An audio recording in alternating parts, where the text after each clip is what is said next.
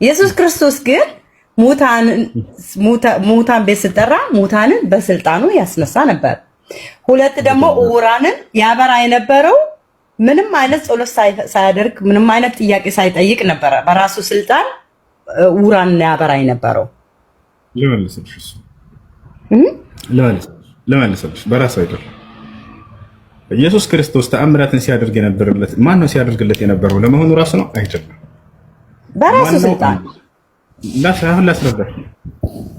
የሐዋርያት ሥራ ምዕራፍ 2 ቁጥር 22 ላይ ምን ይላል? እግዚአብሔር በኢየሱስ ክርስቶስ በኩል ላሳይሽ፣ ችግር የለም።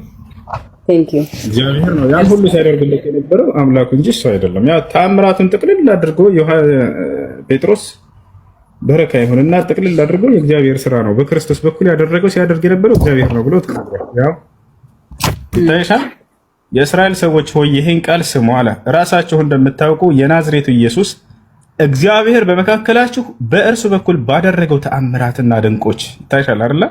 ማን ነው አድራጊው አለ? እግዚአብሔር። በማን በኩል? በእርሱ በኢየሱስ ክርስቶስ በኩል ሲያደርግ የነበረው ያ እግዚአብሔር እንደሆነ ገለጸ።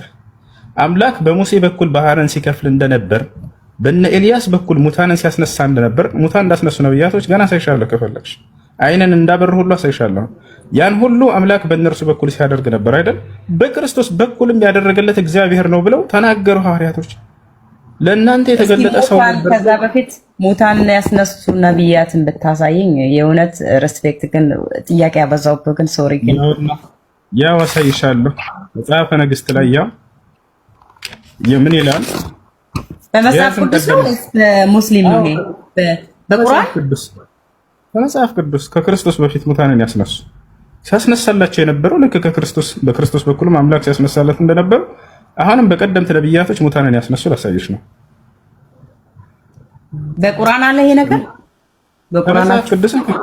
በቁርአንም በመጽሐፍ ቅዱስም አሳይሻለሁ ሙታንን ያስነሱ ከክርስቶስ በፊት። ኦኬ ዳንከ አመሰግናለሁ። ላንብብልሽ ከመጽሐፍ ቅዱስ ሙታንን ያስነሱ ከክርስቶስ በፊት። አዎ ምንድነው? ገያዝም ቀደማቸው ይላል። በትሩንም በሕፃኑ ፊት ላይ አኖረው፣ ነገር ግን ድምፅ ወይንም መስማት አልነበረም ይላል።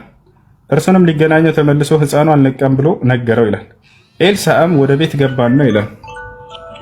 አንዱ አሁን እዚህ ጋር ተመልከች፣ ከ32 ጀምረሽ አዳምጪ። ኤልሳዕም ወደ ቤት በገባ ጊዜ እነሆ ሕፃኑ ሞቶ በአልጋው ላይ ተጋድሞ ነበር ይላል። ልብ በይ፣ ሕፃን ልጁ ሞቷል። ይሄ ኤልሳዕ የሚባለው ነቢይ ሲመጣ ጊዜ ኤልሳዕም ወደ ቤት በገባ ጊዜ ሕፃኑ ሞቶ በአልጋው ላይ ተጋድሞ ነበር። ይሄን የሞተ ሕፃን ልጅ ሊያስነሳው ነው ኤልሳዕ። ገብቶም በሩን ከሁለቱ በኋላ ዘጋው፣ ወደ እግዚአብሔርም ጸለየ። መጥቶም በሕፃኑ ላይ ተኛ፣ አፉንም በአፉ ዓይኑንም በዓይኑ እጁንም በእጁ ላይ አድርጎ ተጋደመበት። የሕፃኑም ገላ ሞቀ፣ ሊነሳ ነው። ተመልሶም በቤት ውስጥ አንድ ጊዜ ወዲህና ወዲያ ተመላለሰ። ደግሞም ወጥቶ 7 ጊዜ በሕፃኑ ላይ ተጋደመ። ሕፃኑም ዓይኑን ከፈተ። ያሰላም ሕፃኑም ዓይኖቹን ከፈተ። ገያዝንም ጠርቶ ይህችን ሱነማዊት ጥራ አለው። ጠራትም። ወደ እርሱም በገባች ጊዜ ልጅሽን አንስተሽ ውሰጂ አላት። ገብታም በእግሩ አጠገብ ወደቀች፣ በምድርም ላይ ተደፋች። ልጇንም አንስታ ወጣች ይላል። ያ ሙታንን ያስነሱ ከኢየሱስ ክርስቶስ በፊት እነዚህ ናቸው። ተጋድሞ ነበር እንጂ እኮ ሞቶ ነበር አይልም። ግን እውነት ለመናገር ሞቶ ነበር ይላል። ያየሽ እንጂ ያው ከቁጥር 23 ምን 32 ኤልሳዕም ወደ ቤት በገባ ጊዜ ነው ሕፃኑ ሞቶ በአልጋው ላይ ተጋድሞ ነበር ይላል። ሞቶ ነበር። ዘፍጥረት 22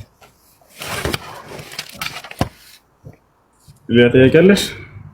ስለዚህ እናንተ ታምኑበታላችሁ ማለት ነው ኢየሱስ ክርስቶስ ሙታን እንዳስነሳ። ለምንድን ነው የማናምነው? ይሄን ካላመንኩኝ እኔ ከእስልምና ውጭ ነው የምሆነው። ክርስቶስ ሙታንን ያስነሳ ነበር በአምላኩ ፈቃድ። አምላኩ ተአምር ይሰጣቸው ነበር። አላህ በቁርአን ላይ ሲናገር ምን አለ? ወለቀድ አተይና ሙሳ አልኪታበ ወቀፈይና ሚን ባዕዲሂ ቢሩሱል ይላል። ወአተይና ዒሳ ብነ መርየም አልበይናት ይላል። የማርያምን ልጅ ዒሳ ተአምራቶችን ሰጠሁት እያለ ይናገራል። ከተሰጠው ተአምር አንደኛው ምንድነው? ሙታንን ማስነሳት። ወኡሕየል መውታ ቢኢዝኒላህ ለመሲሁ ሙታንን አስነሳለሁኝ በአምላኬ ፈቃድ እያለ ይናገራል። ከፈለግሽ ላውጣና ላሳይሽ። ሙታንን ያስነሳ ነበር ብለኛ ሙስሊሞች እናምናለን። ያ ግን ምንድነው? ተአምራት ነው። ከተአምሩ በስተጀርባ ትልቁ ዓላማው ምንድነው? ትምህርቱ ምንድነው? መሲሁ የሚፈልገው ከኛ የሚለው ላይ ትኩረት አድርጉ ባካችሁ ክርስቲያኖች። ተአምሩን አስጨብጭቦ ለመሄድ አይደለም መሲሁ። ከተአምሩ በስተጀርባ ትምህርት አለው። ያን ትምህርት እንድትታዘዙ ነው ያን ሁሉ ሲያደርግ የነበረው። እናንተ ግን የቱ ላይ ቆማችሁ? በቃ ተአምሩ ላይ ቆማችሁና የራሳችሁን ግንዛቤ ወሰዳችሁ። አሃ ይሄን ያደረገው አምላክ ስለሆነ ነው በሚለው ተሸወዳችሁ። ነገር ግን ክርስቶስ ምንድነው ያለው? ብትወዱኝስ ትእዛዜን ጠብቁ ነው አይደል ያለው? ምን እንዳዘዘ አላህ እዚህ በቁርአን ላይ ሲገልጽልን መሲሁ ተአምሩን ከሰራ በኋላ ፈተቁላህ ወአጢዑን አላቸው ህዝቦችን አደራ አላህን ፈርታችሁ አሁን የማዛችሁን ትእዛዝ ታዘዙ አላቸው። ታዲያ ትእዛዙ ምን ነበር? መሲሁ ከሰዎች ምን ነበር የፈለገው? ኢነላህ ረቢ ወረብኩም ፈዕቡዱሁ ሃዛ ሲራጡ ሙስተቂም አላቸው። የማዛችሁም ይሄ ነው ታዘዙኝ ካለ በኋላ ምን አዘዛቸው? የእኔም ጌታ የእናንተም ጌታ እርሱ አንድና ብቸኛ የሆነው አላህ ነው፣ እርሱን በብቸኝነት ተገዙት፣ ይህ ነው ቀጥተኛው መንገድ አላቸው ይላል። ነው ይሄን ላሳያችሁ። ሙታንን ካስነሳ ምን ካለ በኋላ ምን እንዳዘዛቸው እንመልከት። ስለዚህ ማቴዎስ አንድ ጊዜ ሙታንን ካስነሳ ምን ካለ ምናምን በኋላ ምን እንዳዘዛቸው ከነርሱ ከሰዎች ምን ፈልገው እንደነበር ያን ሁሉ ስራ ሲያሳይ እንደነበረ የተናገረው ላሳያችሁ። ቁርአን ሙታን እንዳስነሳ ነው ሲሆን ያምናል፣ ገልጿለሁ። ሩሂል መውታ ሱራ አልዕምራን 49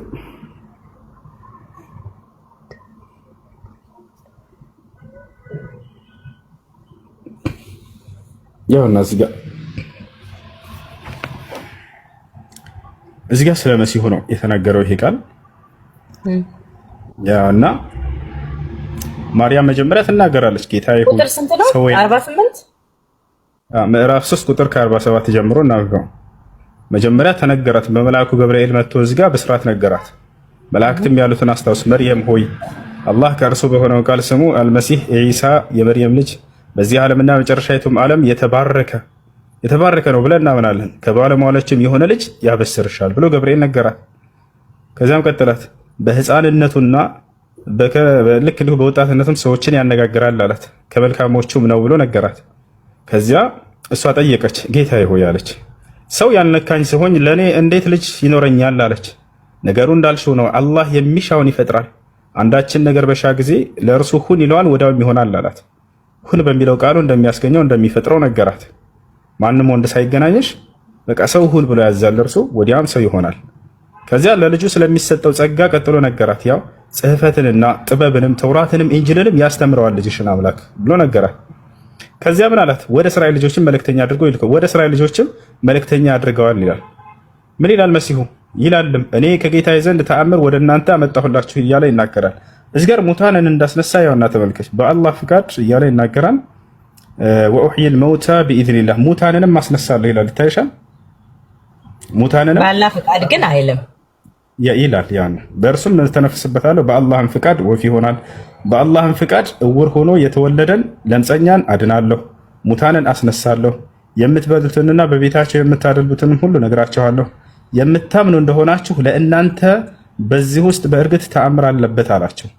ከዚያ በኋላ መልእክቱን ይቀጥላል መሲሁ። በደንብ አስተውለው። አሁን ከተአምሩ በኋላ ምን እንደፈለገ ከሰዎች ከተውራትም ከእኔ በፊት ያለውን ያረጋገጥኩት ሲሆን የዚያንም በእናንተ ላይ እርሱ እርም የተደረገውን ከፊል ለእናንተ እፈቅድ ዘንድ መጣሁላችሁ ይላል። ከጌታችሁም በሆነ ተአምር አመጣሁላችሁ ይላል። ከራሱ ሳይሆን ከጌታችሁ ከአላህ ዘንድ የሆኑ ተአምራቶች ብሎ ገለጻቸው። አላህንም ፍሩ ታዘዙኝ አለ። አሁን አስተውይ ምን እንዳዘዛቸው ከተአምሩ በስተጀርባ ማለት ነው። አላህንም ፍሩ ታዘዙኝ። ምንድነው እንዲታዘዙት የፈለገው መሲሁ? ያው አላህ ጌታዬና ጌታችሁ ነው፣ ስለዚህም ተገዙት፣ ይህ ቀጥተኛው መንገድ ነው አላቸው ይላል። ያ ሰላም መሲሁ ከተአምራቱ ሁሉ በስተጀርባ ይሄን ለማዘዝ ነው የመጣው። ተአምራቱ እውነተኛ ለመሆኑ ማረጋገጫ ብቻና ብቻ ነው፣ የአምላክነት ማረጋገጫ አይደለም። ከተአምራቱ በስተጀርባ የሚፈልግ የሆነ ትእዛዝ አስተላልፏል ለሰዎች። ያን ትእዛዝ ነው የሚፈጽሙት ሰዎች ከወደዱት። ብትወዱኝስ ትእዛዜን ትጠብቃላችሁ ነው ያለው። ሰዎች ግን ያንን ትተው የሰራው ተአምር በቃ አምላክ ስለሆንክ ነው ብለው ካዱት። ክርስቶስን ትልቅ ክህደት የተደረገበት እዚያ ላይ ነው። ክርስቶስ ግን የሚፈልገው ከሰዎች ያንን የላከውን አንድ አምላክ እንዲያመልኩ ብቻ ነው። ነቢዩ ሙሐመድ ሰለላሁ ዐለይሂ ወሰለም የመጡት ይህን ስህተት ሊያርማችሁ ነው። አንዱን አምላክ የክርስቶስን የአብርሃም የኢስሐቅን አምላክ አንዱን አምላክ አምልኩ ብለው ነው የመጡት። ኢስላም ማለት ያ ነው። ስለዚህ መሲሁ ያዘዘው ምንድነው? ጌታዬንና ጌታችሁን አላህን በብቸኝነት ተገዙ ብሎ ነው ያዘዛቸው። ይህ ነው ቀጥተኛው መንገድም ብሎ ነገራቸው። እርሱ የእውነትን መንገድ ለሰዎች አስተምሯል። ያም የእውነት መንገድ አንዱን አምላክ በብቸኝነት አምልኮ የሚል ትምህርት ነው። ይህን ይመስላል። በጣም በኢየሱስ ክርስቶስ ታምናላችሁ ማለት ነው?